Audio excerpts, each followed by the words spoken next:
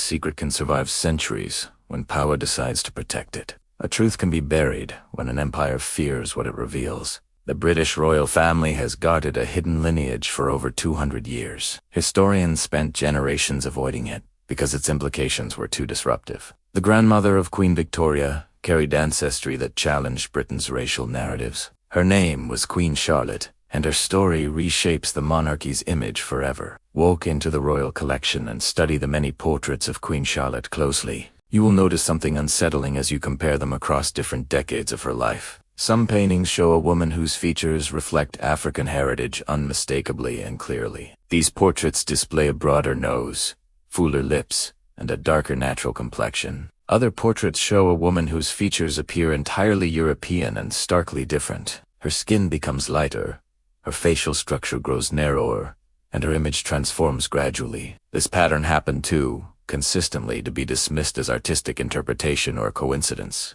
It aligned with political needs, social expectations, and the era's racial anxieties directly. To understand the shift, you must step back into the world of 1761 and examine its context. Britain's empire was expanding aggressively across continents and oceans without restraint. The transatlantic slave trade powered its economic growth and financed its rising global dominance. Ships from Liverpool and Bristol began journeys loaded with manufactured goods and supplies. These ships sailed to West Africa, where merchants purchased enslaved people through coercive systems. They crossed the Atlantic and delivered human lives to plantations in the Caribbean and the Americas. Those lives were exchanged for sugar, tobacco, cotton, and unimaginable profits for British elites. This brutal trade created immense wealth and entrenched racial hierarchies across the empire. It helped Britain become the richest imperial power on earth during that period of expansion. Amid this environment, King George III began searching for a suitable bride to marry publicly. His chosen partner was Sophia Charlotte of Mecklenburg-Strelitz,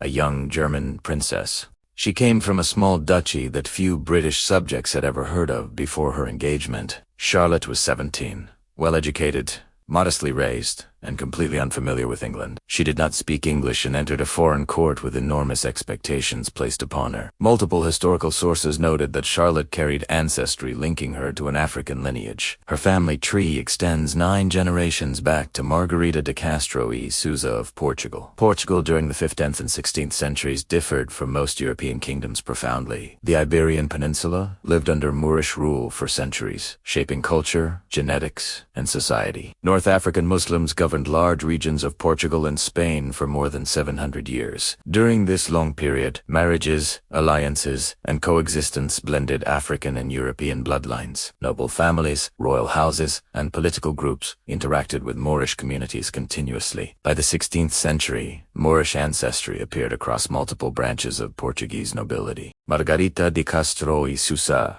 descended from King Afonso III of Portugal and his companion, Madrogana.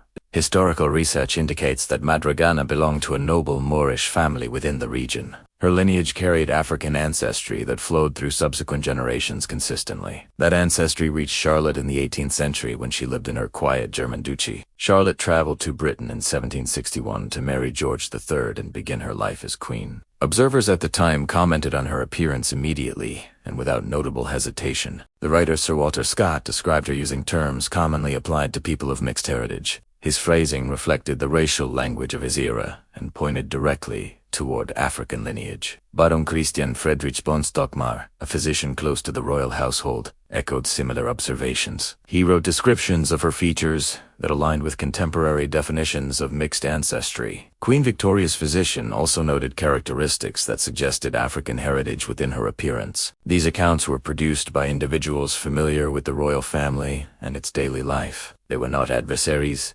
critics, or political opponents seeking scandal or controversy. The strongest evidence appears in the Queen's earliest portraits painted by Allan Ramsay. Ramsay produced his works in 1761 and 1762, while Charlotte was newly arrived in England. He was known for careful accuracy, natural detail, and a commitment to truthful representation. His portraits show a young woman whose features reflect her ancestry with clarity and dignity. Her nose appears broader, her lips fuller, and her complexion noticeably darker than later depictions. Her facial structure carries the subtle markers of her Portuguese and Moorish lineage unmistakably. However, Later portraits created by different artists show a steady transformation in her appearance. Her features become narrower, her complexion lightens, and her cultural identity shifts visually. The changes happen gradually as public pressure and political motives increased around the monarchy. These artistic choices aligned with Britain's rising tensions about slavery and racial ideology. During the late 18th century, the abolition movement began gaining strength across Britain. Formerly enslaved writers published accounts that challenged the morality of the slave trade powerfully. Men like Olada, Equiano, and Otoba Cugoano exposed the cruelty of the Atlantic system convincingly. Their testimonies forced British society to confront the realities of its global economic structure. In response, defenders of slavery promoted pseudoscientific theories, claiming racial inferiority. Writers published distorted research insisting Africans were biologically different and less advanced. Philosophers created arguments claiming people of African descent lacked intellectual equality. Artists produced demeaning caricatures that reinforced stereotypes within popular culture. Now imagine an empire promoting those ideas while its queen carried visible African ancestry. Charlotte gave birth to 15 children who extended her bloodline across European royal families. Her descendants include George IV, William IV, and ultimately Queen Victoria in the 19th century. That lineage continues directly through Britain's modern monarchy into the 21st century. Accepting Charlotte's ancestry creates a contradiction that Britain's ruling class struggled to reconcile. It challenged ideological systems defending slavery, colonialism,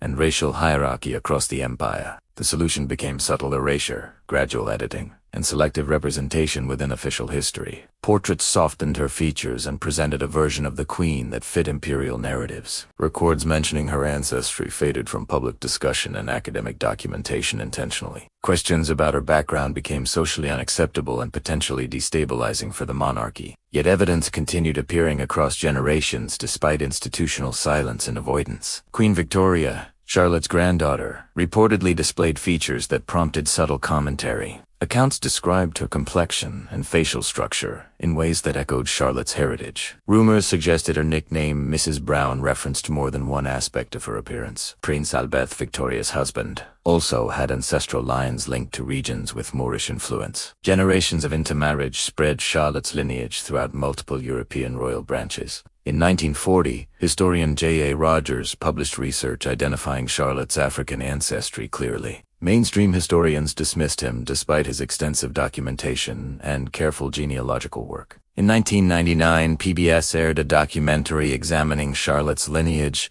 through a thorough genealogical study. Researchers traced her ancestry back 9 generations to Margarita de Castro y Souza with precision. They documented connections between the Portuguese royal family and the Moorish communities historically. British institutions responded with silence rather than direct acknowledgement or meaningful discourse. Modern geneticists have analyzed the available genealogical records in detail over recent decades. Several experts concluded that Charlotte almost certainly possessed African ancestry based on documented lineage. One historian specializing in the African diaspora conducted extensive research into her genealogy. His findings supported the conclusion that she descended from a branch of the Portuguese royal house with African roots. Despite mounting evidence, official acknowledgement remains absent from the British monarchy. The royal family has not authorized DNA examinations of Charlotte's remains or related artifacts. British educational institutions continue to present the monarchy as entirely European in ancestry. This reluctance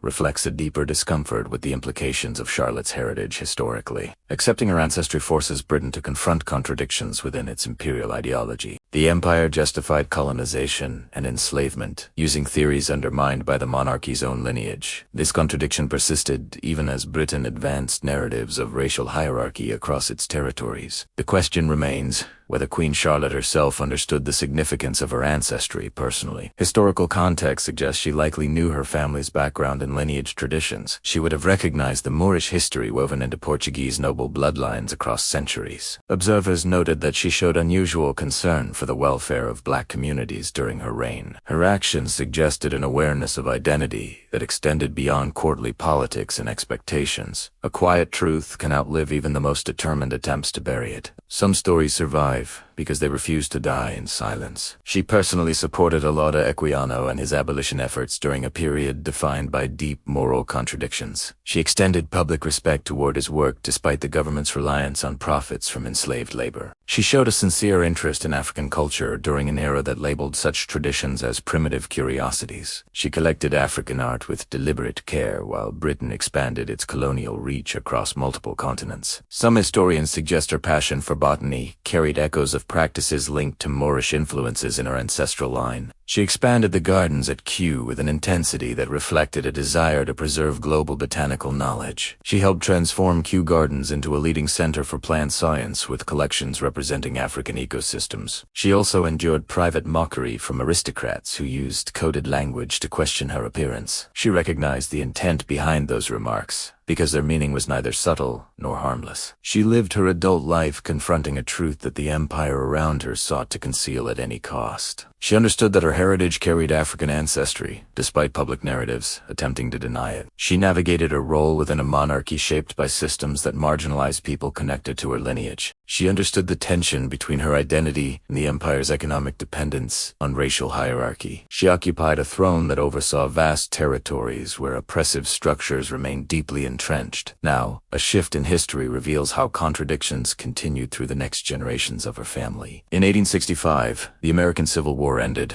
and the United States abolished slavery after an immense struggle. Slavery had formally ended in Britain decades earlier, with the 1833 Abolition Act transforming legal institutions. Both nations later framed themselves as moral leaders, despite benefiting from systems built on racial inequality. In 1865, her granddaughter Queen Victoria stood at the height of global influence during expanding imperial rule. Victoria held the title Empress of India while governing millions across Asia, Africa, and the Caribbean. The empire extracted wealth from colonized lands under the justification of racial and cultural superiority narratives. The ruler presiding over that empire descended from a queen with African ancestry that remained unacknowledged. She carried a lineage the empire refused to recognize, while promoting ideologies rooted in racial hierarchy. She benefited from the structures that marginalized the very ancestry present in her genetic heritage. The contradiction exposes the profound hypocrisy woven through centuries of imperial governance and racial theory. Every British monarch following Charlotte descended from her through clear and documented generational lines. George IV inherited her lineage and continued the royal bloodline shaped by her ancestry. William IV carried the same heritage and contributed to the continuation of her genetic presence. Victoria inherited her grandmother's ancestry while becoming one of the most powerful monarchs in history. Edward VII continued that descent as Europe moved into the complexities of the modern era. George V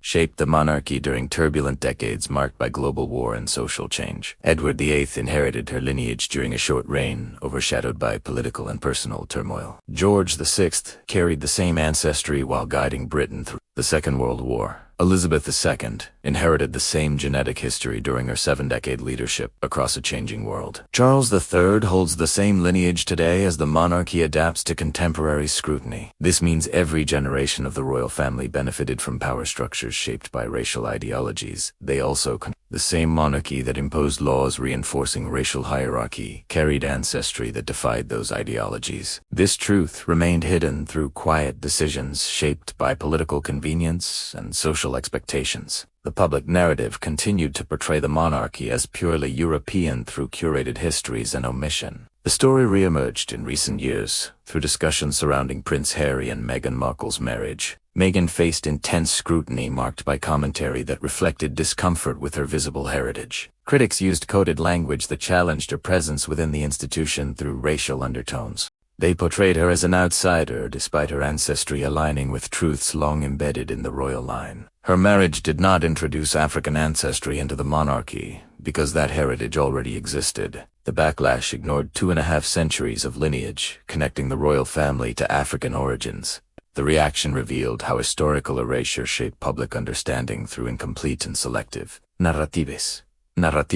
Recognizing this truth challenges the foundations of colonial ideology built on assumptions of European purity. Admitting Charlotte's ancestry means acknowledging that racial hierarchies used to justify empire lacked biological grounding. Empires relied on beliefs of racial superiority, while their own monarch carried ancestry considered inferior by those theories. This contradiction destabilizes the ideological framework used to defend colonization across multiple continents. If the monarchy carried African ancestry, then claims of innate European superiority collapse under scrutiny. This truth challenges centuries of speeches, policies, and academic writings that justify domination through false science. It exposes the constructed nature of racial categories created to maintain political and economic control. The empire's claims of civilizing missions relied on narratives contradicted by the lineage of their own rulers. Erasing Charlotte's ancestry became necessary to preserve the illusion supporting imperial expansion and racial hierarchy. Historians avoided her lineage because acknowledging it would unravel the intellectual defenses of empire.